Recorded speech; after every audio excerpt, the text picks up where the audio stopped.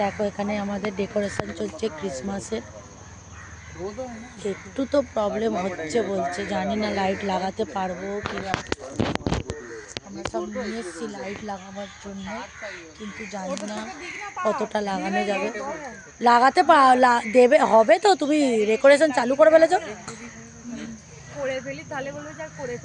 ওরম সাদা লাগেই থাকবে নাকি?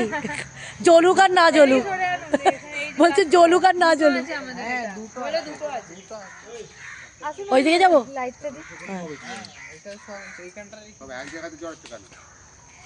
এই যে আমাদের লাইটম্যান, ওইটাই তো বলছে তো, হবে কিনা জানি না। ওখানে অনিন্দিতা তো চালু করে দিয়েছে ডেকোরেশন করা।